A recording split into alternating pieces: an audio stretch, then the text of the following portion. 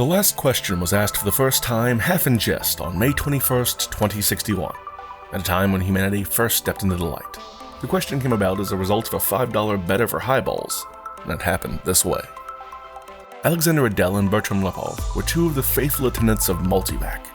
As well as any human beings could, they knew what lay behind the cold, clicking, flashing face, miles and miles of face of that giant computer. They had at least a vague notion of the general plan of relays and circuits that had long since grown past the point where any single human could possibly have a firm grasp of the whole. Multivac was self-adjusting and self-correcting. It had to be, for nothing human could adjust and correct it quickly enough, or even adequately enough. So Adel and Lepov attended the monstrous giant only lightly and superficially, yet as well as any men could. They fed it data, adjusted questions to its needs, and translated the answers that were issued. Certainly they, and all others like them, were fully entitled to share in the glory that was Multivac's. For decades, Multivac had helped design the ships and plot the trajectories that enabled man to reach the Moon, Mars, and Venus. Past that, Earth's poor resources could not support the ships. Too much energy was needed for the long trips. Earth exploited its coal and uranium with increasing efficiency. There's only so much of both, but slowly Multivac learned enough to answer deeper questions more fundamentally. And on May 14th, 2061, what had been theory became fact.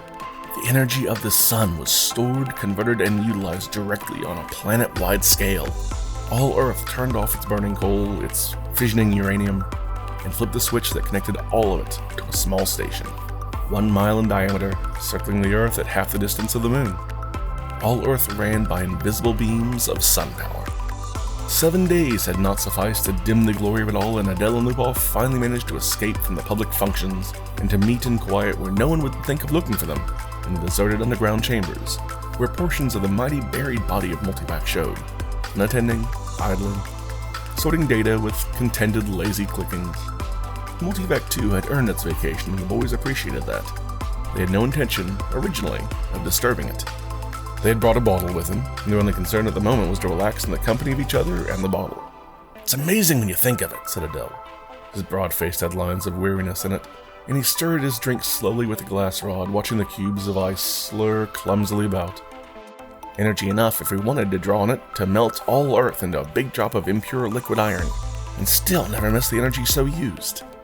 All the energy we could ever use, forever and forever and forever. Lepov cocked his head sideways. He had a trick of doing that when he wanted to be contrary. And he wanted to be contrary now, partly because he had to carry the ice in glassware. "Not forever," he said. "Oh hell, just about forever. Till the sun burns down, Bert." "That's not forever." "Alright then, billions and billions of years. 10 billion maybe. Are you satisfied?" Lepov put his fingers through his thinning hair as though to reassure himself that some was still left, and gently sipped at his own drink. 10 billion isn't forever. Well, it'll last our time, won't it? So will the coal and uranium. Alright, but now we can hook up each individual spaceship to the solar station. We can go to Pluto and back 1,000,000 times without ever worrying about fuel. You can't do that on coal and uranium. Ask Multivac if you don't believe me." "I don't have to ask Multivac, I know that." "Then stop running down what Multivac's done for us," said Adel, blazing up. It did all right. "Who said it didn't? But what I say is that the sun won't last forever. That's all I'm saying. We're safe for 10 billion years, but then what?" Lepov pointed a slightly shaky finger at the other. "Don't tell me we'll switch to another sun." There was silence for a while. Adel put his glass to his lips, only occasionally. Lepov's eyes slowly closed. They rested. Then Lepov's eyes snapped open. "Your thing will switch to another sun when ours is done, aren't you?" "I'm not thinking." "Sure you are. You're weak on logic. That's the trouble with you. Like the guy in the story who's caught in a sudden shower and ran to a grove of trees and got under one. He wasn't worried, you see, because he figured when one tree got wet enough, he would just get under another tree." "I get it," said Adel. "Don't shout. When the sun is gone, the other stars will be gone too." "Darn right they will," muttered Lepov. "It all had a beginning in the original cosmic explosion, whatever that was. It'll all have an end when all the stars run down. Some run down faster than others. Hell, the giants won't last 100 million years. The sun will last 10 billion years, and maybe the dwarfs will last 200 billion for all the good they are. But just give us 1 trillion years and everything will be dark. Entropy has to increase to its maximum, that's all." "I know all about entropy," said Adel, standing on his dignity. "The hell you do." "I know as much as you do." "Then you know everything's got to run down someday." "Alright, who says they won't?" "You did, you poor sap. You said we had all the energy we ever needed forever. You said forever." It was Adel's turn to be contrary. "Maybe we can build things up again someday," he said. "Why not? Someday." "Never." Ask Multivac. You ask Multivac. I dare you. $5 says it can't be done. Adele was just drunk enough to try and just sober enough to be able to phrase the necessary symbols and operations into a question which, in words, might have corresponded to this. Will humankind one day, without the net expenditure of energy, be able to restore the sun to its full youthfulness even after it had died of old age? Or maybe it could have been put more simply like this. How can the net amount of entropy in the universe be massively decreased? The slow flashing of lights ceased. The distant sounds of clicking relays ended. Then, just as the frightened technicians felt that they could hold their breath no longer, there was a sudden springing of life to the teletype attached to that portion of Multivac. 5 words were printed. Insufficient data for meaningful answer. No bet, whispered Lepov. They left hurriedly. The next morning, the two, plagued by throbbing head and cottony mouth, had forgotten the incident. Jared, Jaredine, and Jaredette 1 and 2 watched the starry picture in the visiplate change as the passage through the hyperspace was completed in its non-time lapse. At once, even the powdering of stars gave way to the predominance of a single bright shining disk, the size of a marble, centered on the viewing screen. That's X-23, said Jared confidently. His thin hands clamped tightly behind his back and the knuckles whitened. The little Jaredettes, both girls, had experienced the hyperspace passage for the first time in their lives and were self-conscious over the momentary sensation of inside-outness. They buried their giggles and chased one another wildly around their mother, screaming, "We've reached X-23! We've reached X-23! We've—" "Quiet, children," said Jaredine sharply. "Are you sure, Jared?" "What is there to be but sure?" asked Jared, glancing up from the bulge of featureless metal just under the ceiling. It ran the length of the room, disappearing through the wall at either end. It was as long as the ship. Jared scarcely knew a thing about the thick rod of metal except that it was called microvac, that one asked it questions if one wished, that if one did not, it still had its task of guiding the ship to a pre-ordered destination, of feeding on energies of the various subgalactic power stations, of computing the equations for the hyperspatial jumps. Jared and his family only had to wait and live in the comfortable residence quarters of the ship. Someone had once told Jared that the AC at the end of microvac stood for the automatic computer in ancient English, but he was on the edge of forgetting even that. Jaredine's eyes were moist as she watched the visiplate. "I can't help it. I feel funny about leaving Earth." "Why, for Pete's sake?" demanded Jared. "We had nothing there. We'll have everything on X-23. You won't be alone, you won't be a pioneer. There are over 1 million people on the planet already.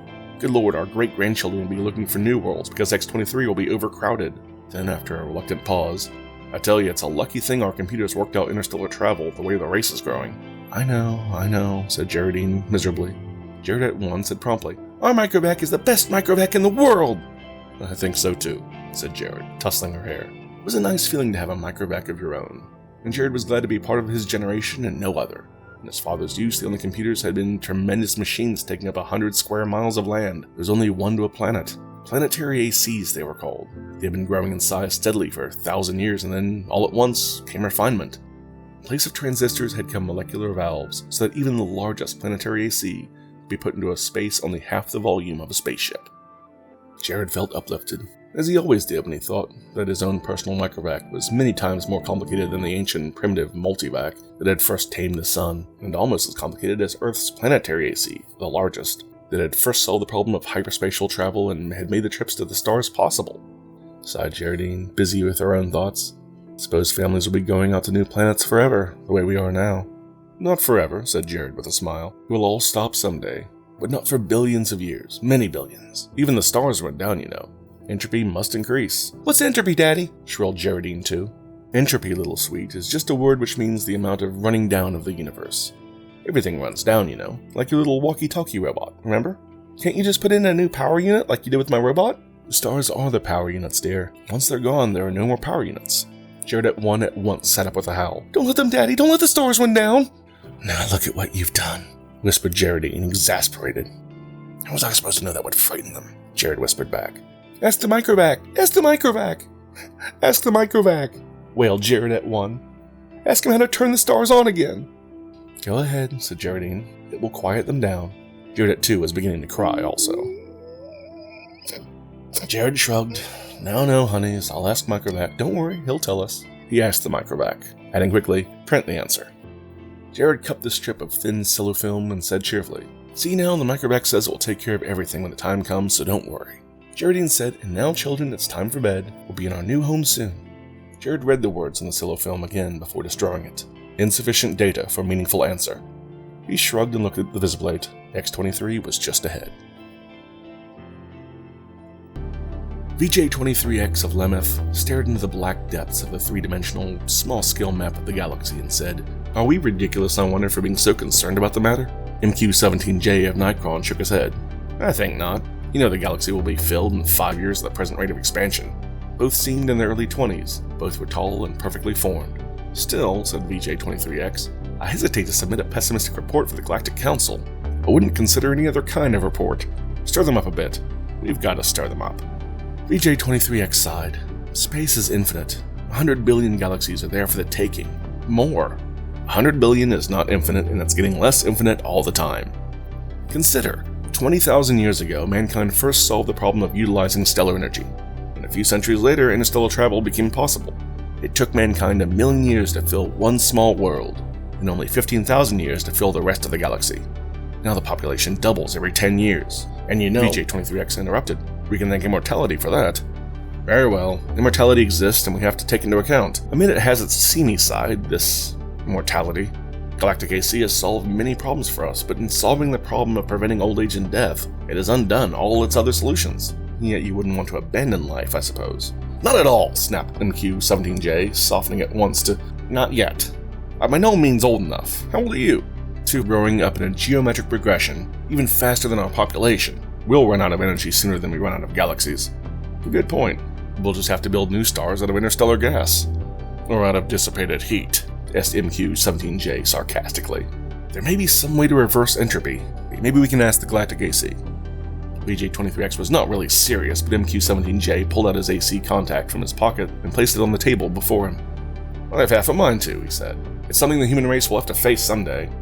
He stared somberly at his small AC contact.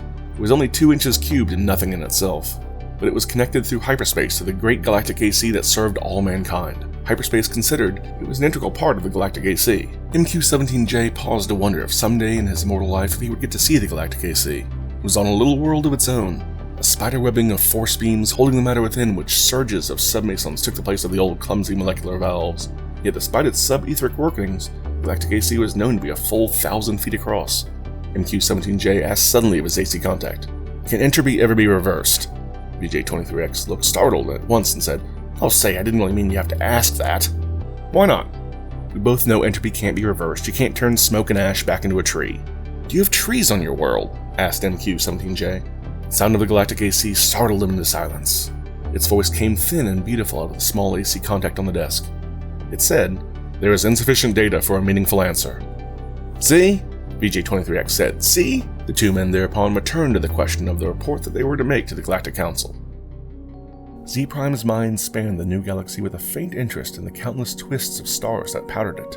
He had never seen this one before. Would he ever see them all? So many of them. Each with its load of humanity, a load that was almost dead weight. More and more, the real essence of men must be found out here, in space. Minds, not bodies. The immortal bodies remained back on the planets in suspension over the eons. Sometimes they aroused for material activity, but that was growing rarer. Few new individuals were coming into existence to join the incredibly mighty throng, but what matter? There was little room in the universe for new individuals. Z-Prime was roused out of his reverie upon coming across the wispy tendrils of another mind. "I'm Z-Prime," said Z-Prime. "And you?" "I'm D-Some-Wub. Your galaxy?" "We only call it the galaxy. And you?" "We call ours the same. All men call their galaxy and nothing more." "Why not?"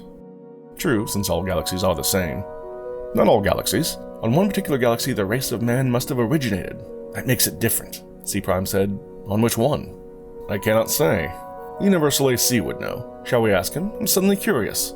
Z-Prime's perceptions broadened until the galaxies themselves shrank and became a new, more diffuse powdering on a much larger background.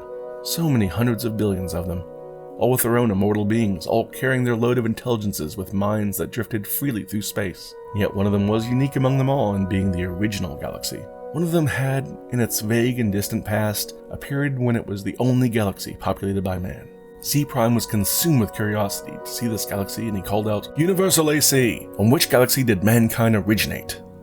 The Universal AC heard, for in every world and throughout space it had its receptors ready, and each receptor led through hyperspace to some unknown point, but the Universal AC kept itself aloof.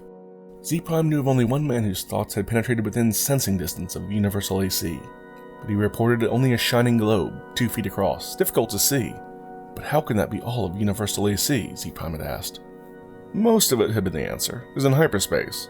But what form it is there, I cannot imagine. Nor could anyone. No one could, for the day had long since passed, Z Prime knew, when any man had any part of the making of the Universal AC.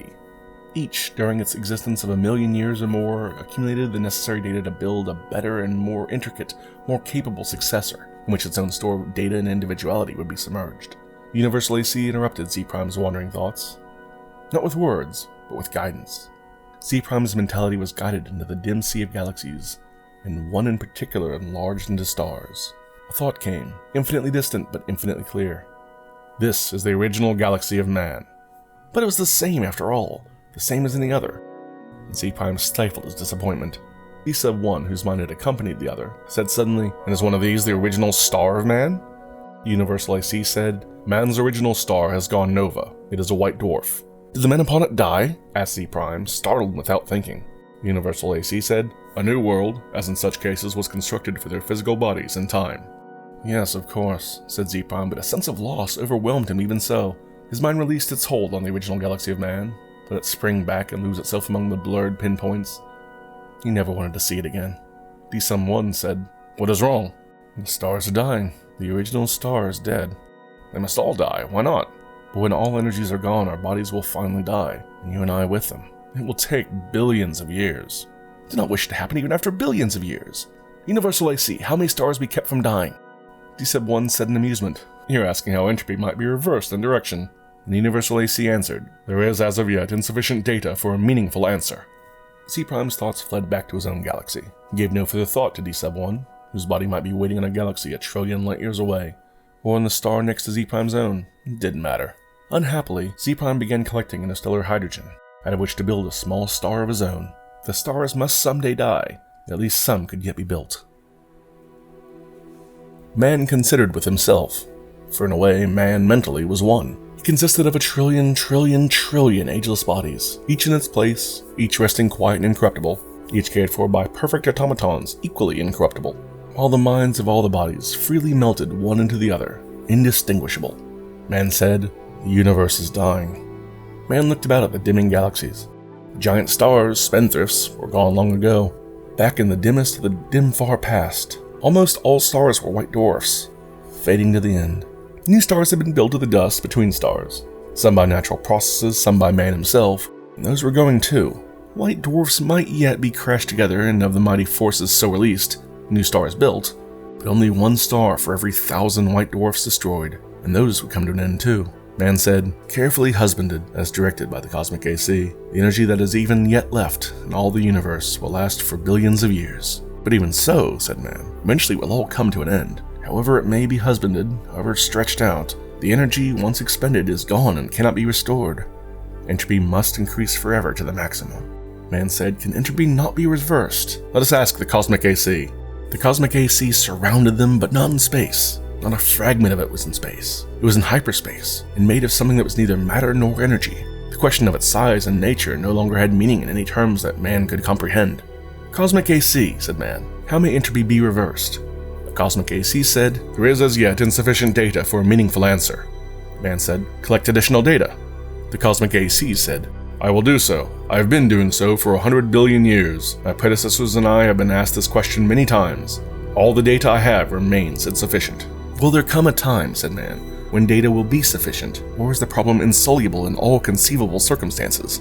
The cosmic AC said, "No problem is insoluble in all conceivable circumstances." Man said, "When will you have enough data to answer the question?" The cosmic AC said, "There is as yet insufficient data for a meaningful answer." "Will you keep working on it?" asked man. Cosmic AC said, "I will." Man said, "We shall wait."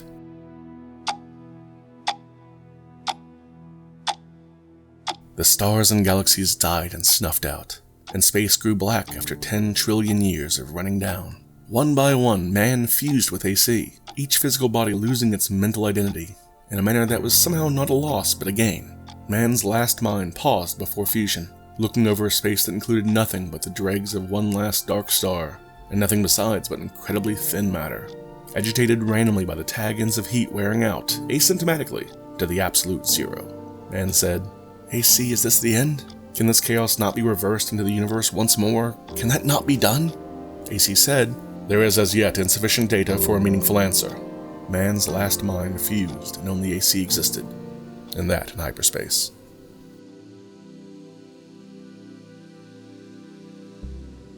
Matter and energy had ended, and with it space and time.